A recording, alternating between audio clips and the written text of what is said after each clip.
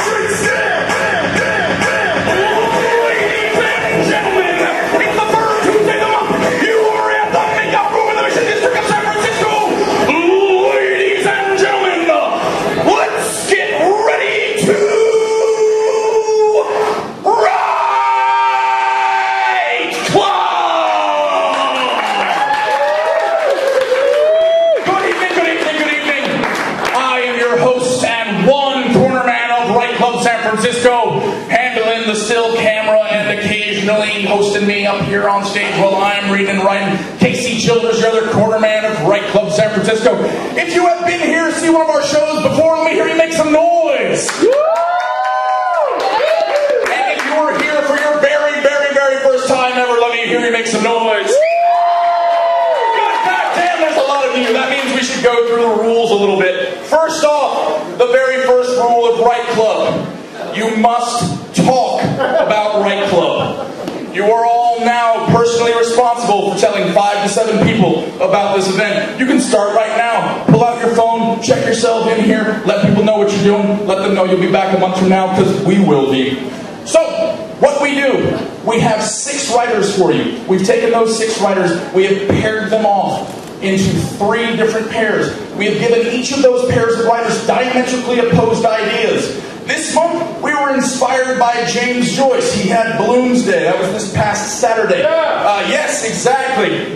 So Bloomsday is the day that James Joyce's epic poem Ulysses takes place. It all takes place in one day. And we did that celebration last Saturday. But this is not a Bloomsday celebration. So we started with that inspiration of James Joyce and a whole bunch of scientists a few decades back when they were trying to name the subatomic particle that makes up electrons and neutrons. They needed a word. They found quark. Where'd they find it? Fucking Finnegan's Wake by James Joyce. I know, go figure. So then they had to come up with the names of the flavors, and you know you're in California during the psychedelic times when they're trying to come up with the flavor of subatomic particles, not their direction, not their velocity, the flavor. So they came up with 6 of them. So first off is top versus bottom. Now, that was just because of where they were positioned. Then they got up versus down. That's the diametrically opposed to top versus bottom. Then they went way out there, psychedelic California time, strange versus charm. So, in homage to James Joyce and his generous offering of the word quark to a bunch of scientists who then flavored quarks 6 different ways, we've got our bouts for this month. Let me hear you make some noise.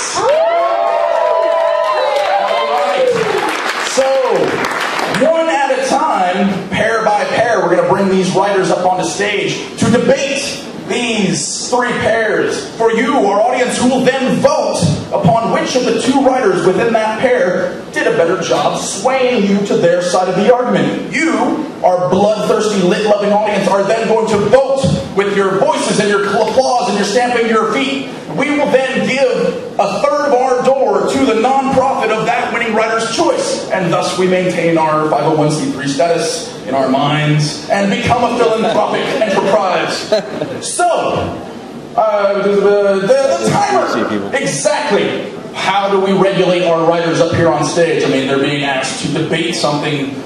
They could just go on and on. So we've given them all a 7-minute time limit, and we manage that 7 minutes with our timer of time. It is a timekeeping tool that was developed for people on the autistic spectrum. So rather than actually digitally enforce 7 minutes, it's sort of like a feeling of 7 minutes, the estimation of 7 minutes. So we're being a little generous. One day soon we'll get an actual digital timer back, and you writers better look out. It'll be a hard 7 minutes after that. Human imperfection. Yes, we're asking you, the audience, to vote with your noise. We, the people who run Right Club, can't be entrusted in perceiving that noise for anything more than it being noise. So we need someone in the audience, preferably a table of people, who feel that they are impartial enough towards any of the writers' performance time that they could actually give us some feedback about who they think won that round. So if you feel you are a table of people who doesn't contain a writer and are impartial, and you would like to be our blue ribbon panel of judges for the evening, go ahead and raise your hand or nominate some other table. I'm looking at you ladies over here in the blue. Yeah, you're talking amongst yourselves. Maybe you could be blue ribbon panel of judges over here. No, feeling no. Are they feeling a bit biased? Anybody, even a single person who thinks that they are just here and can determine whether or not the audience has voted one way or another? Your table will take it. Excellent. Ladies and gentlemen, applause for our blue ribbon panel of judges. We will be deferring to you 3 times tonight, and you will be determining which way all of our philanthropy has been projected. So it's a lot of social weight on your consciousness right there. And thank you very much for taking it. Judging, timer, rounds, boom, we're done. Let's get this thing started, shall we? I've got all 3 rounds written down on cards here. We're just going to let an audience member choose randomly. And please, if you would, a card. Boom! Strange versus Charm to start it off, ladies and gentlemen. If you'll turn your attention to the center stage, making her way to the stage right now, she has recently relocated to San Francisco from Dublin, Ireland, making her our resident alien for the night. Her first book of poetry was just published this past year. In that same year, she got a master's in creative writing from a university in Galway. And she is a reigning literary deathmatch champion from Dublin. Ladies and gentlemen, a round of applause for Sarah Griffin!